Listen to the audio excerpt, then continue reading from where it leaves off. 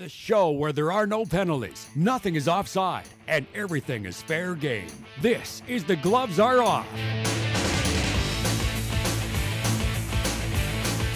Hello and welcome to the set of The Gloves Are Off. I am your host, Carly Agro, and there's no Brian Curran on set today. We have two very special guests today. Both of you are co-chairs for the upcoming inaugural Scott Hartnell and Clark MacArthur Celebrity Golf Classic. I have Bill Spence and Scott Wilkinson here. So welcome. I wanted to bring you both on because we wanted to talk about this tournament. Bill, give us an update here. Where are we as far as sellout status? If someone out there wants to be a part of this incredible opportunity, do they still have a chance? I think there's always a chance.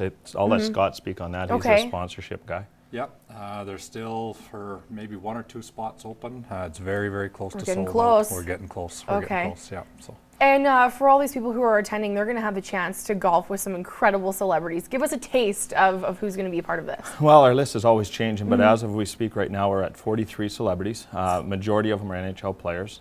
We've got a local flavor with our local guys, with obviously Scott and Clark. We've got Braden Holtby. We've got the Drzinski boys. One's in Saskatoon with the Blades. One's in Ottawa Farm System. Tyler Wyman. And then we've got our retired players. We've got Lance Ward's coming back. Corey Cross and Wade Redden, who had a successful event themselves. Yep. And I guess we'd be amiss if we didn't mention Brian Curran's name. He's also going to be out there. Yep, the Colonel. Yeah, and then we've got current NHLers from Buffalo.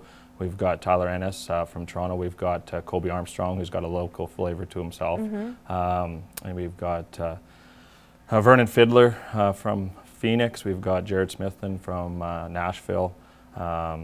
Shen brothers are coming The Shen brothers, well. yeah. So I mean, it's a nice range of players. Yeah. We got a couple football players. I know how much you're a football fan. So unfortunately, my Saskatchewan Roughriders, they dropped the ball. We don't have anybody coming in from Saskatchewan. Yes, that's all right. We just added Dan Kepley yesterday. Awesome. So for those Eskimo fans, we've got Dan Kepley, Tom Wilkinson, and Todd Goes Storm. on and on. Yeah. And a very good musical guest too that people can look forward to. Tell us about him. Yeah, Country fans out there? Country music star Aaron Pritchett is coming. It's a great opportunity for us. Some local connections through another business here, and we were able to secure his services. It was very great. cool. Yeah. Well, it's going to be a great event, and there is a website, so if people are interested, they can check out Hartnell and MacArthur, CelebrityGolfClassic.com. So look at that up online if you're interested in getting in one of those last-minute spots. We have to get into dump and change, though. So if you guys don't like one of these topics, remember, you can dump it and change and move on to the next one. First up, I want to talk about this hit on Horton, because as we now know, he is officially out for the remainder of the series. So what do you think about this hit from Rome?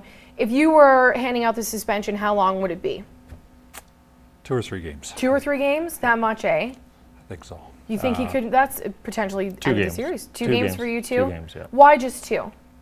The impact of an NHL, it's a Stanley Cup final, so I mean the games are magnified. So if it was a regular season, you might look at 5 to 10 maybe, but I mean this is could change a series. And so 2 games is significant in the seriousness of the injury has to play a part somewhat in the decision making, I think, and not so much the status of the player. I mean, certainly Horton's a key guy, but you know, the fact it's late hit, and you know, no, it is late. We're not talking about blindside. That's a difference here. We have to make sure this isn't like the Rule 48 violation. But do you think this re-sparks that debate about the late hit? Because we've been talking about blindside all season, and now we've got a late one to talk about. Yeah, but I think also, like we were in our meeting last night. We had a board meeting last night, so we all got to watch that hit before we left in the meeting. And I think Horton still has to take a little bit of responsibility. This is NHL hockey, and he was in nowhere land. I mean, we played rec hockey, the two of us, and if Kent Stanifor is playing defense still in rec hockey and you watch your pass that much, I mean, he might lay a good hit on you. So, I mean, it was late.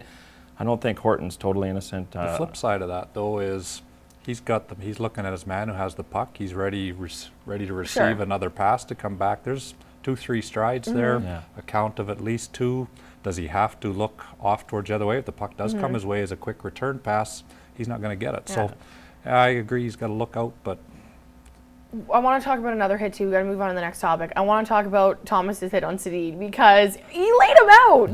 Now Timmy T's been talking a good game. Now, what was your initial reaction when you saw the hit? Were you proud of Timmy T for manning up and knocking somebody down? Yeah, first thing was like, can he do that? And the arms didn't go up, so I guess so. He's got the puck. You just don't see it, but it was classic Tim Thomas, Right? just thinking off the cuff and going with it. Aggressive style of play. Were you surprised to see him lay somebody out? Yeah, when I saw that, I thought, geez, that's another reason we should have picked him up as a Flyer last year. gosh. He just fit right in. I mean, Scott and I are both hardcore Flyer fans, and obviously the playoffs we could have, my 12-year-old son would have did a better job in net than some of the goals we had. So, I mean, yeah, I mean, you got to like Timmy Thomas. Again, going back to rec hockey, he'd fit in on a Sunday night 9 o'clock game. And he backed up all of his talking to with another 40 saves, so you can't really knock the guy when he's getting it done, right?